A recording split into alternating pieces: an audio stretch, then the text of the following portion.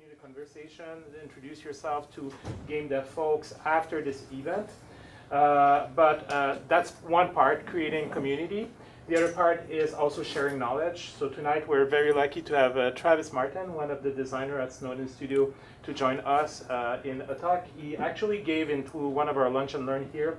And we thought it would be very interesting to share outside of the Ottawa Ottawa Capital Game Hub space. So you are welcome for this first event of the OGC at the Capital Game Hub space.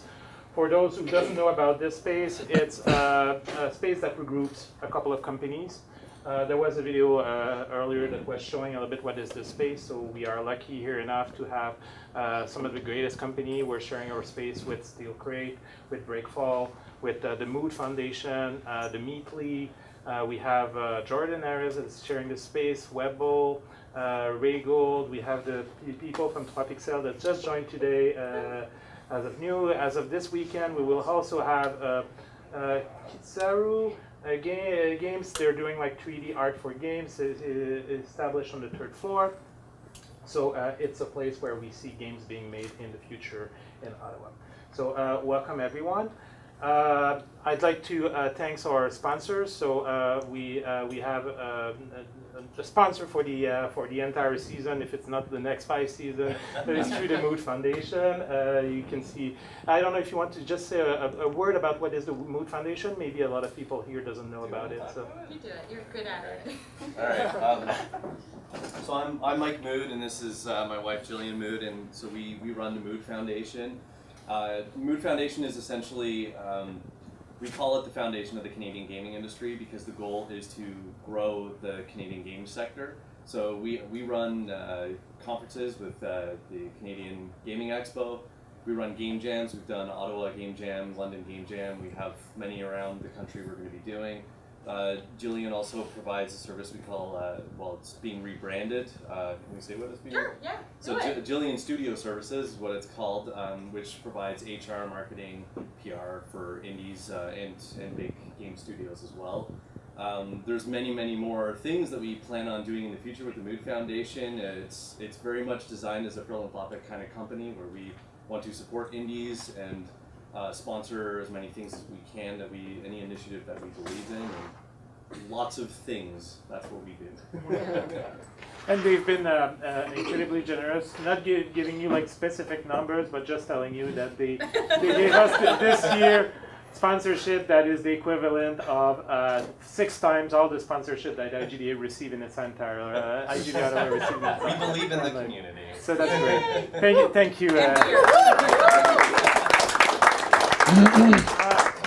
I'm not going to do this every time, but since it's the first time, I'd like to thank the new executive of the OGC. There's familiar faces. So there's Jerry that is somewhere. Where are you, Jerry? Here.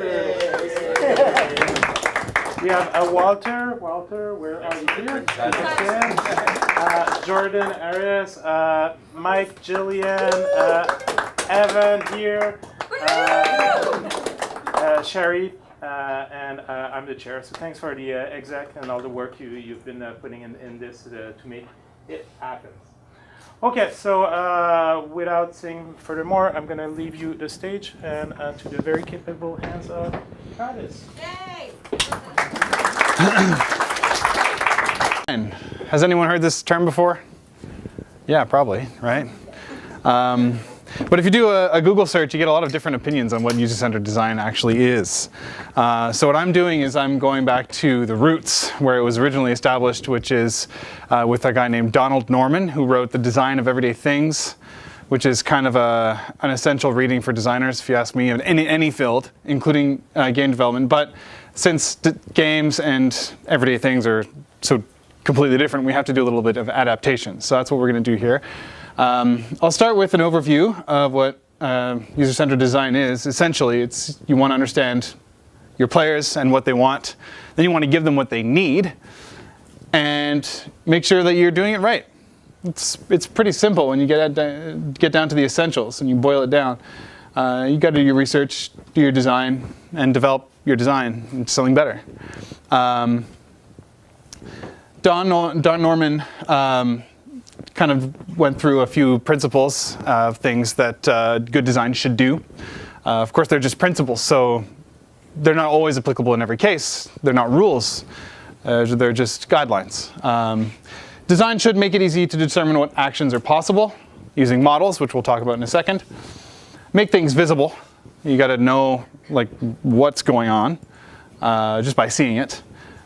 And make it easy to evaluate the current state of the system and follow natural mappings, which means affordances. You know, if you have a lever that's on one side, then it should be able to go the other way, right? It shouldn't go further that way. It's just not natural. So we're going to start with examining what a model is, because when I first learned formally about models, it kind of blew my mind that I didn't know about this before. So we'll just start with this. When you see this, what does it make you want to do? Just shout it out and answer. Great, perfect. Anyone else? Jump through it. Yeah. Perfect. So it's like a hoop or something, you know, for kids. Now what? Now what do you want to do? Eat it. I heard of that. Donut. Make it roll. Perfect. Yeah, exactly. It's a wheel. Now what? Yeah. Now? You want to shoot something? It's a. No, it's the crosshairs. That's what it is.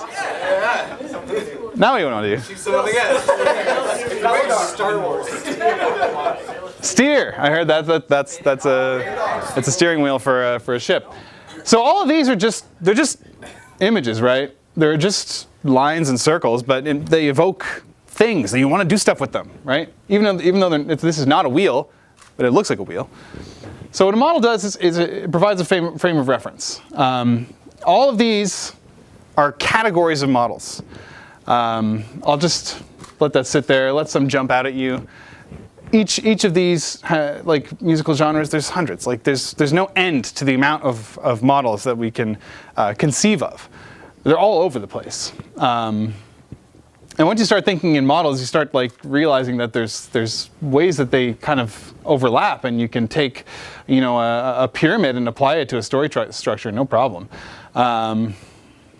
So that's what kind of models are about. You understand a concept, you abstract it, you make it more general. Sometimes that means putting it in mathematics or making it a picture or something like that, and then you reapply it to something else. So let's do that. Let's take one of my favorite models on this list, which is very nerdy. Who recognizes this from high school physics? Yeah, like 4 of you.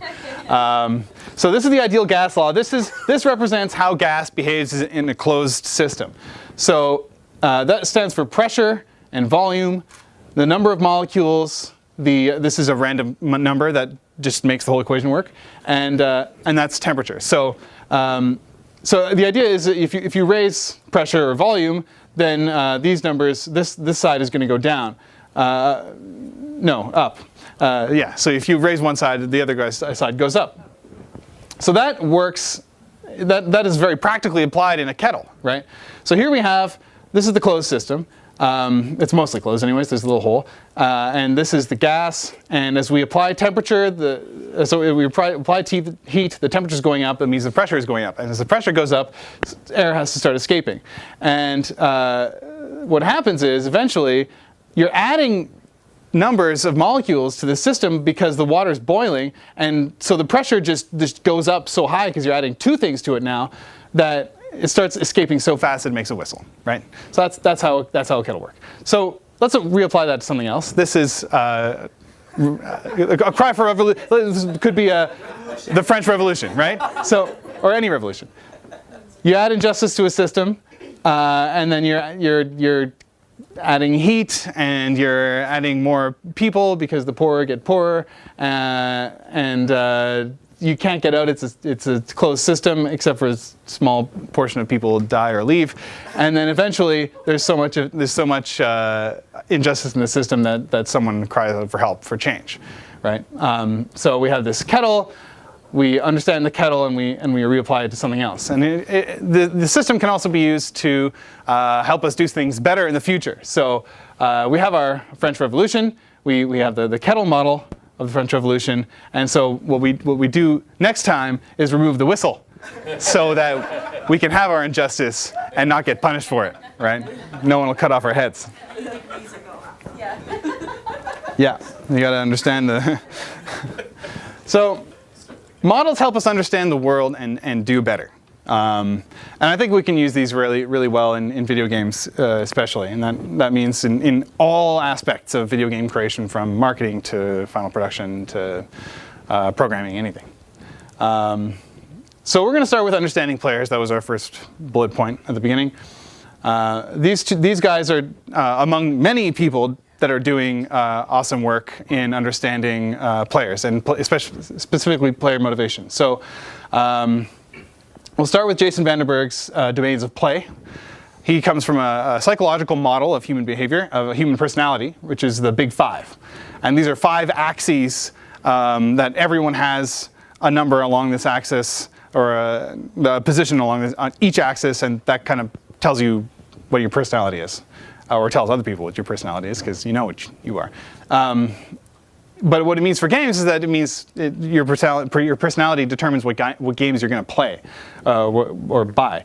So if you're extroverted, you might buy multiplayer games. If you prefer realism, you might play historical strategy games, for example. If you like helping people, you're always going to play as the good guy. And it's always the games that we think we will like that we're going to buy. It's not necessarily the games that we are going to like, because you don't know if you're going to like a game until you play it, right?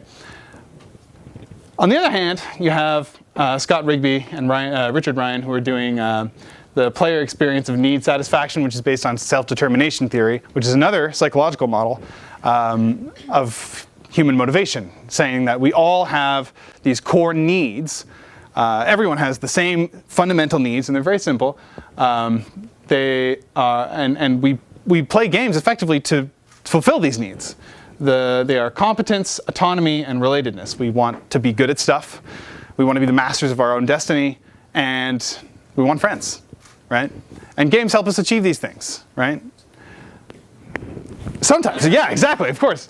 And it's the games that fulfill these needs that we will go back to playing, right? If they're not fulfilling our needs, we will not play them. Even if we don't recognize that this is happening on a cognitive level, that's what's going on inside. It's like, I don't know, I didn't really get into that game. You don't know why, but it's because they were not fulfilling these needs, right? And kind of the more the better, right? If they're fulfilling all 3 needs, then it's a really good game, probably.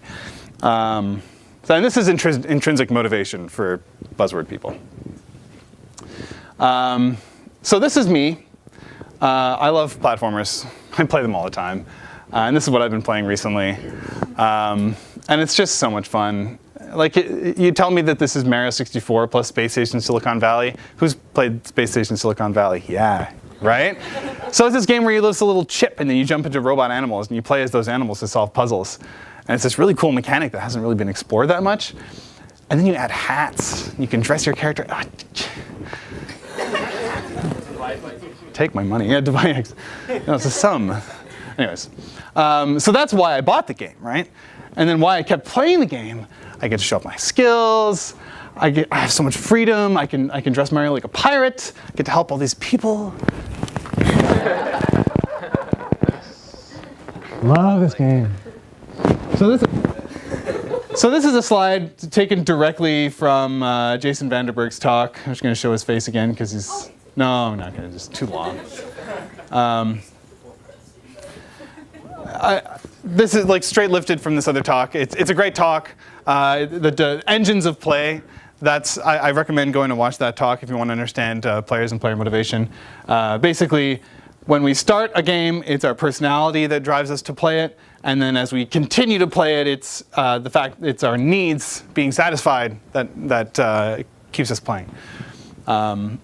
It's really fascinating how it goes into it. Anyways, go watch it.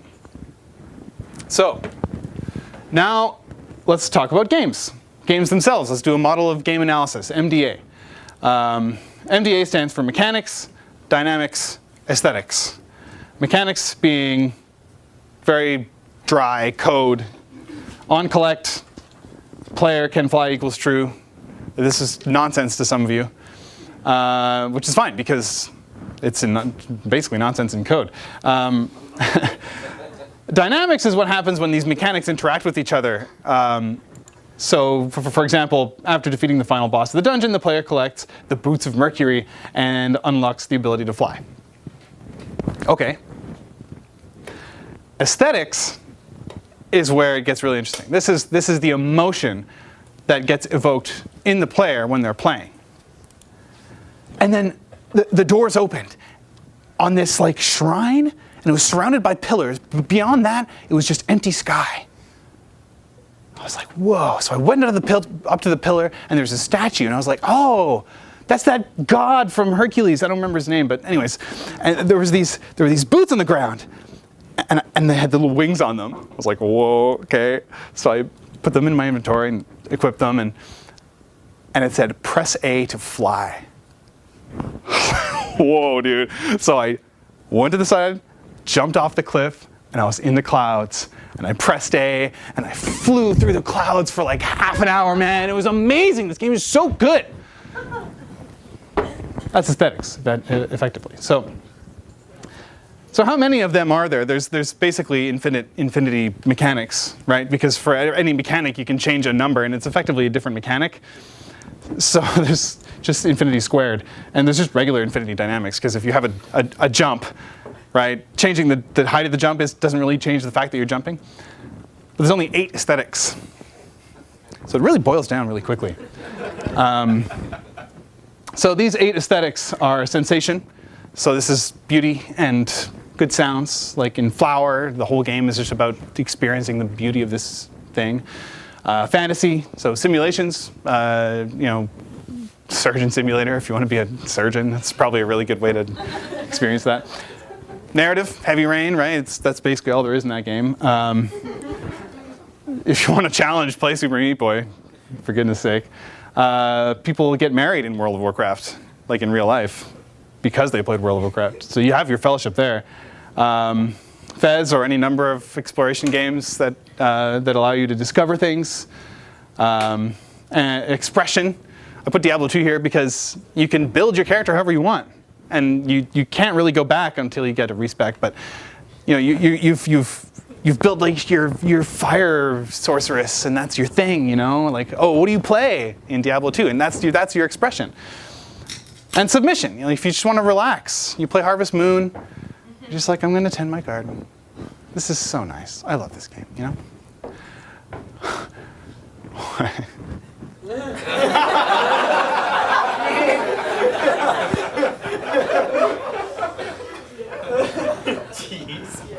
I like this game.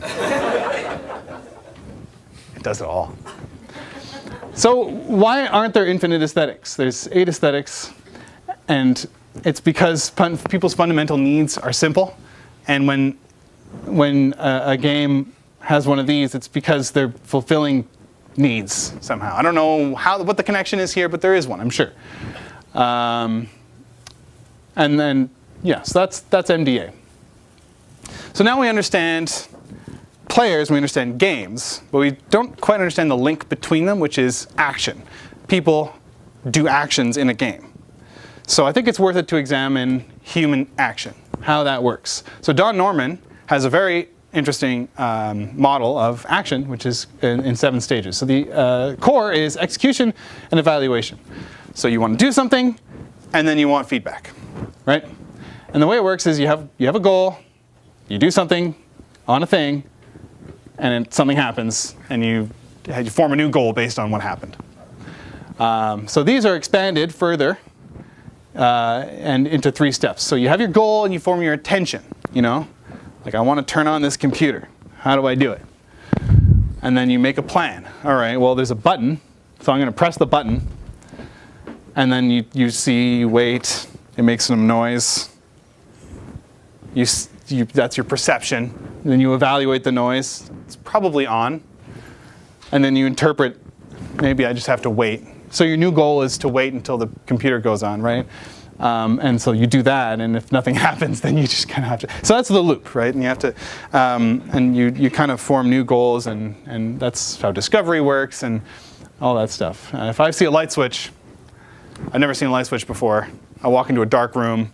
I want to see something. I look around. I kind of see from the light coming in from the other room, and I see this switch on the wall, so I press, and the lights go on.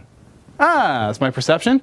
I evaluate that these might be connected somehow. Now I form a new goal, which is to write something, I guess.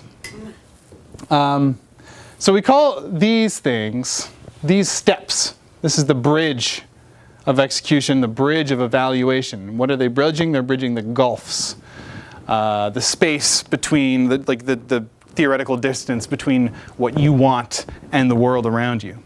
So our job as designers is to build bridges between the goals and the world. So I went to England last summer.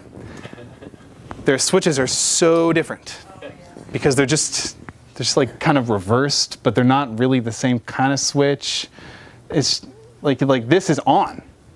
Look, it seems like it should be off, right? That got me a bunch of times. And this is the clapping thing. I know you all know that at some point there was a fad where you would clap your lights. And so if you didn't know that someone had clap lights in their house, and you went in and you were like, where's the light switch? Like that's the gulf of execution, right? You don't know how to do it because you don't have any image of how this works. There's no visual thing. Remember how Don Norman said you should make things visible? This doesn't make things visible. You have to know that it's there beforehand. Once you know, it's okay, but like it can be frustrating. So that's what we do. So we understand players, we understand action. Let's get into the nitty-gritty. How do we actually do the things? Don Norman's stuff is for everyday things. He wants everything to be easy. He wants you to be able to look at a system and know exactly what to do right away. And when you do the thing, which is easy, you know exactly what effect it had on the system. Like when you turn a thermostat up, you should know exactly what temperature it's going to be. Easy, right? But games are not like that. Make it easy? What? No, this is a game. We want it to be challenging, but like not too challenging, right? Somewhere in the middle. But that's hard. So let's go through this again and change some of the terms around. So my goal, I want to show off, right? I want to show off my skills, for example. I execute that in the game, and then I evaluate the fact that I'm awesome, right? I've shown off. Or I want to feel good, so I play the game, get feedback, feel good. Feedback makes me feel good. Even the bad ones? Well, yeah, so we'll get to that. At least it gives me another goal of I'm going to feel good eventually. So here we are. We're going to change these. We're going to call them gameplay and feedback. I think that's fair. Because you're doing gameplay and then you're getting feedback, and we're gonna change this to challenge, and we're gonna extend this a bit because we kind of want gameplay to be a lot longer than the feedback, right? We don't want the feedback to be the same length as the gameplay because then we're like, I guess we're playing Metal Gear Solid at that point.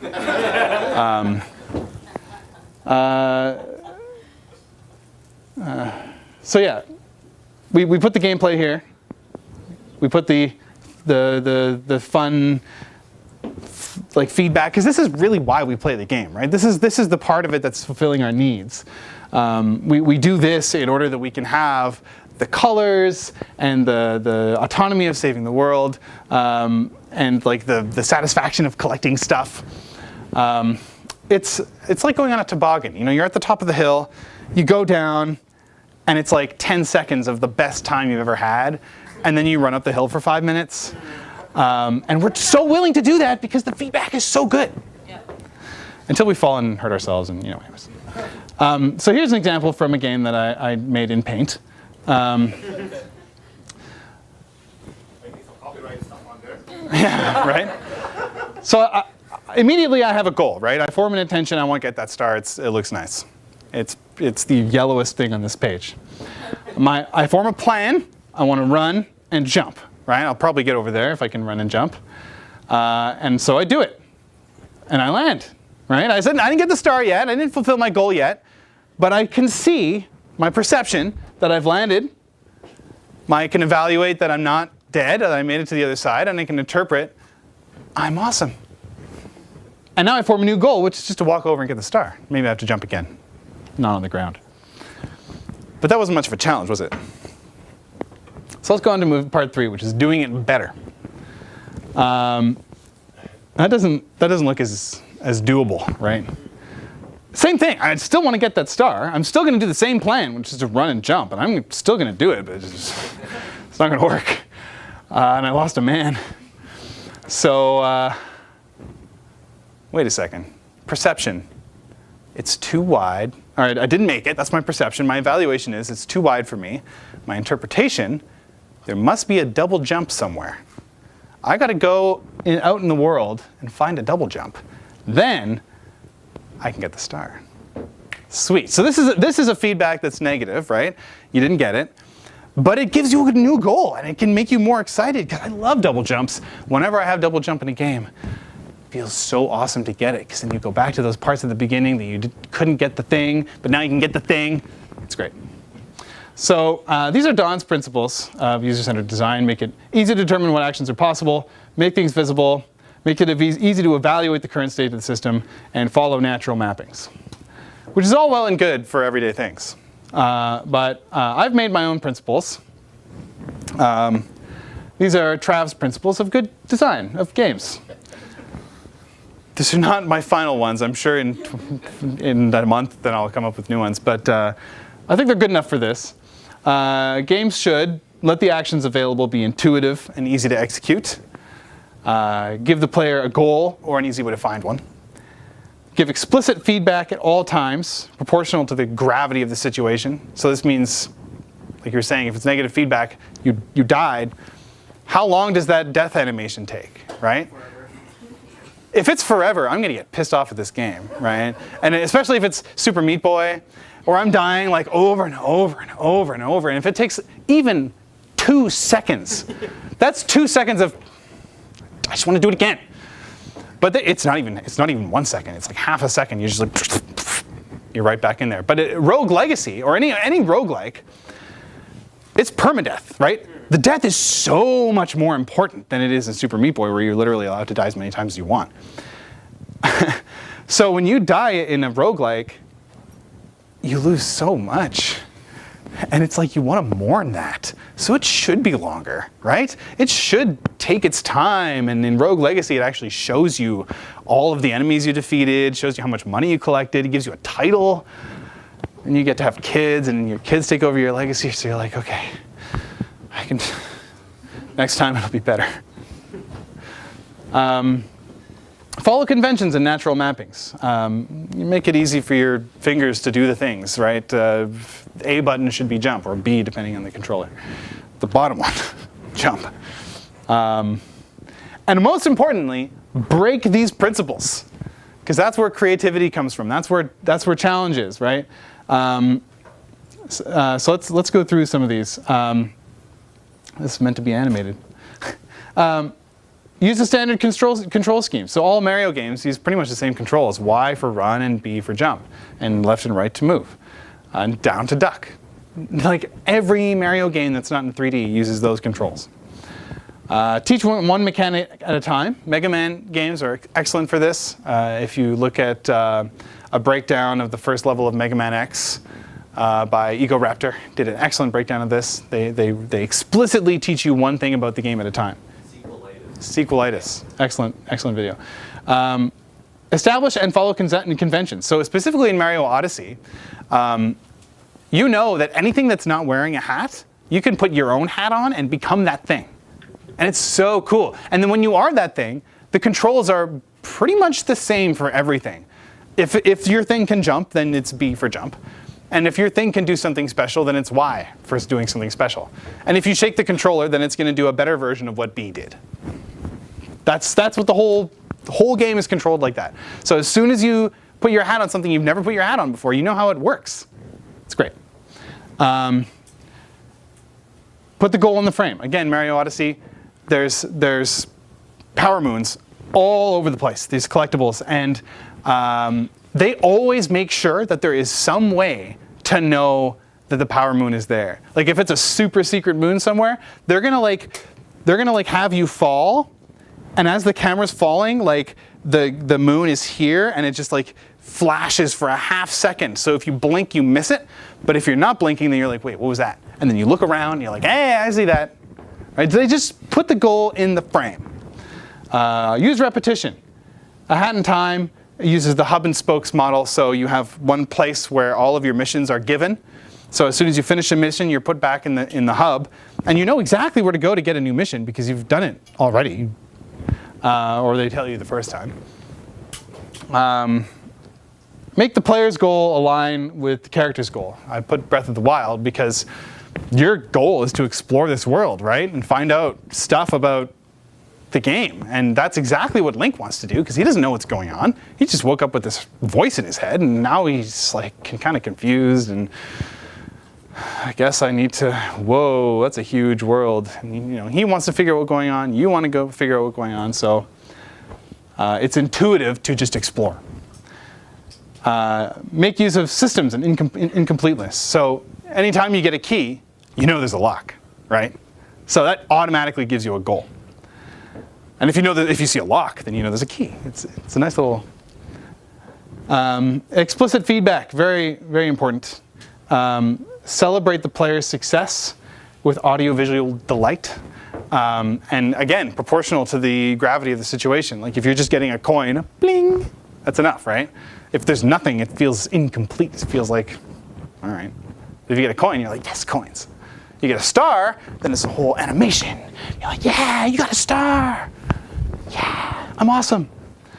Let the player know why they failed. Whenever you die in Breath of the Wild, it gives you a little tip. And it says, you know, maybe you should like use a different weapon. If these enemies are too strong, go somewhere else. Press B to glide. Have the AI give clear signals when they change state. Mark of the Ninja is awesome for this because the AI, whenever they notice you, they have a little exclamation point above their head and they go, huh, what was that? And the voice acting is great because they're always like, they always tell you what state they're in based on their voices and the like little icons in front of their head. So if they're terrified, they're like, ah, ah, and they're shooting all over the place. You know exactly what they're doing. You know exactly what they're like, where their vision is. You know what they can see. You know what kind of noise you're making. They're giving you all sorts of feedback because it's a stealth game and you kind of want to know what effect your actions are going to have, right? So this is making things visible, giving a system and then using conventions. And excellent game for audiovisual feedback. Follow conventions and natural mapping. Have a clear UI and predictable cause and effect. So Space Team, right? You look at the Space Team screen, and without ever having played the game, you know what these things, you know how to interface with these things, right? You have a slider, and it's clearly a slider. You've seen one before. You have a dial. You just have to turn it. You have a switch. You have to press it. You have a bunch of like buttons. It's so ingrained in our customs, our standards of industrial design that we don't even have to think about what to do, because which is good because we're busy thinking about all the things that people are yelling at us. So removing that barrier is important because there's all this other stuff going on. Intuitive controls, Wii Sports, bowling, baseball. I know how to do this. That's why old people love Wii Sports. Establish and follow conventions, Mario Odyssey, say exactly what I was talking about before. The convention is you put your hat on stuff unless it's got a hat on. Everything has a hat if it cannot be controlled. Or inanimate objects have a little ball, have like a little sphere on the top of them. So if you see a big rock with a little ball on top of it, you know that you could become the rock. That's really cool. Make the familiar unfamiliar. Thomas Was Alone, you have like 6 or so different platformer games in Thomas Was Alone because each character has its own controls. And that means each set of controls has its own challenges. And then when you start putting them together, you get these compound challenges, which are really interesting. And so each time you change perspective, you change characters, it forces you to relearn something. Make a challenge of finding the goal. And you're just stuck in this world, and you don't know why you're there. So you just walk around until you decide, you know what? I'm going to defy this voice that's telling me what I'm doing. Or I guess I'll keep following this voice. Like the goal emerges from your exploration of the space. Make a puzzle. Why didn't it work? Program. You're just like, okay, that didn't work. That's why I like programming, actually. I don't think very much of it, but I did. It was fun to debug stuff. I guess it's not so fun when you have to do a good job. Change the controls. So, Captain K. Rool, Donkey Kong Country 2. Who's played Donkey Kong Country 2? Come on, guys, play it. It's so good. Yeah. Eh? Or young yes. Well, get an emulator. So you're in this. You've played this whole game where you're used to dodging, like, enemies that are exactly the same size, right? Everything is the same size in that game, so you're used to dodging little spheres, essentially, of death that you don't want to touch, right? And Captain K. Rool she shoots those things at you. He shoots things that are exactly that size because, your character can only move this amount and jump this high, so it's really only practical for them to be that size. So the way they introduce a challenge in Captain K. Rool is by, he shoots them at you very fast and in succession. And so you're not quite used to dodging in this way. And he throws another layer at you when he throws these little clouds. And when that cloud hits you, it turns you like purple or something. When you're purple, back is forward and forward is back, or left is right and left vice versa. So suddenly you're like, wait, no, I didn't. So the act of dodging is so much harder because your controls are reversed. Break one at a time or risk upsetting the player. Yeah, I think it's important to like not break too many of these all at once, because then the player's just going to get confused. That should have been at the end of the list. But if you hide UI elements, like in Binding of Isaac, those are curses, right? You start at some floor, and it's like, curse of the lost. You don't have a map. Survive this floor with no map. Like, shit. Okay. Where was I again? No, I thought it was. But then okay. Anyways. Throw the player in an open world with no instruction. Minecraft. Awesome. He's just like, what? So what do? Click. Oh, what if I click on this tree? It's breaking. And then it goes to nighttime, and you are suddenly beset by all these different monsters, and you have to avoid them all. And you're like, it's a zombie, and you're running away, and you hear this little like, tss, you're dead, right? It's like it's forcing you to learn, and like this is actually breaking that principle too, right? So there's lots of room to negotiate these and be creative.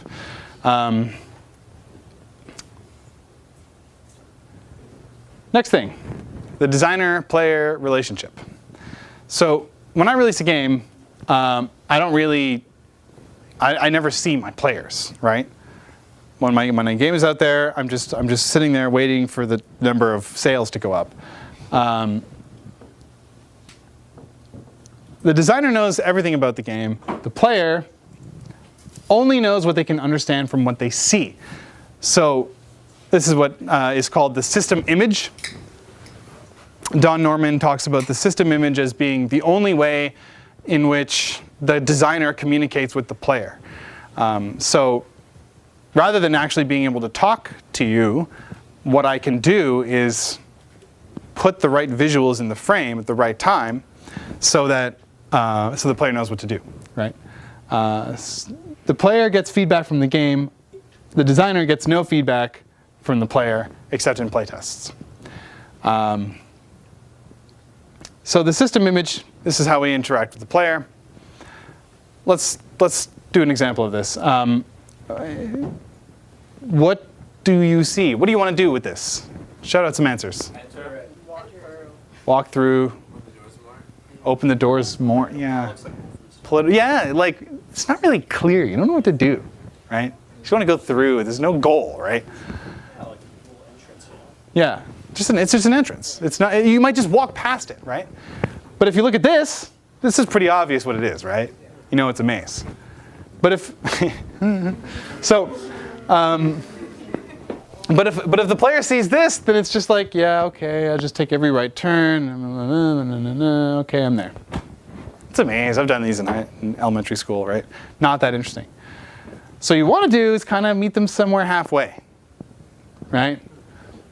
So this, you're on a cliff, you're overlooking, you see the same entrance we saw before, but now we can see the maze from here, but we're not going to have this view when we're up close to it, right?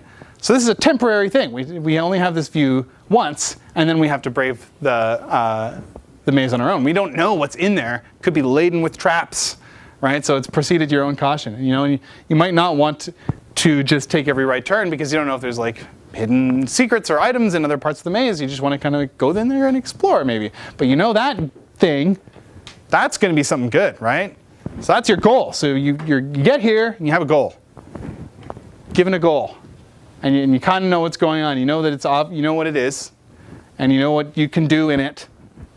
So that's good design. Breath of the Wild for the uninitiated. You get to this cliff and you're like, what is that? It's just floating in the middle of nothing. Can I get there? Can I glide there? Whoa. All right, let's try it, you know? This immediately gives you a goal, not only just to get there, but then that orange thing, that's a goal. That's an excellent goal, because I mean, you've seen 20 of them by now, because they're all over the place. That's how this humongous open world is navigatable, because you have these little nodes that are just strategically placed so that if at any point you go to the top of something and you look around, you can see one and have a goal. That's just giving the player a goal easily at any time. So the designer makes the game, the player gets feedback from the game, and you got to do playtesting, right?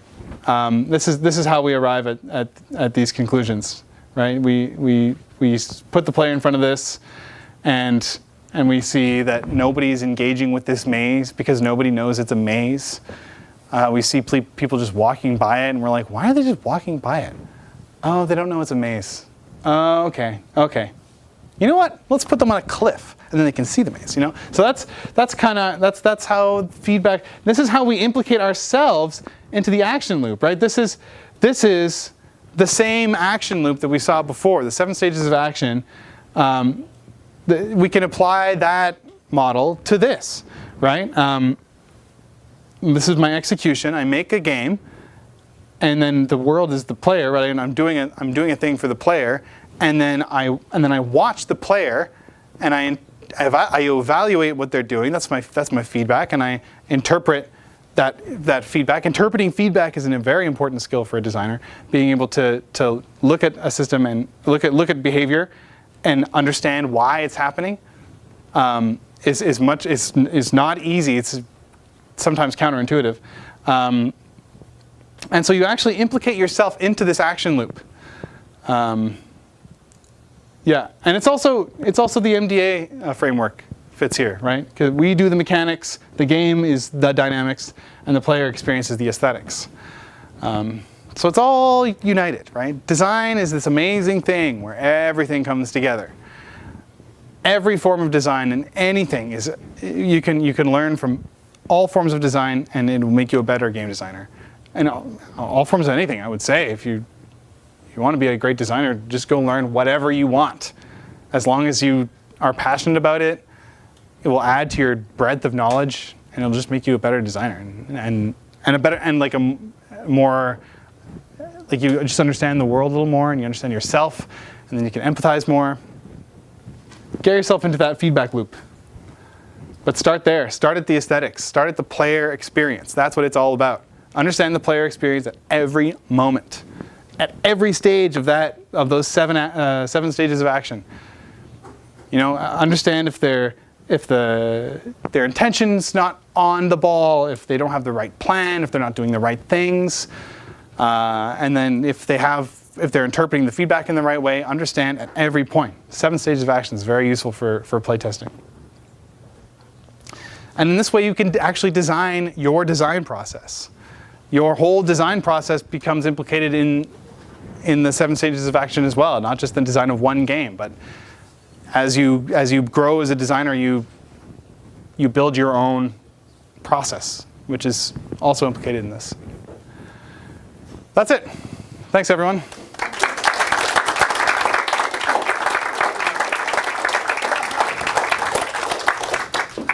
So we'll take some questions. If anyone has some questions or comments, discussion, anything.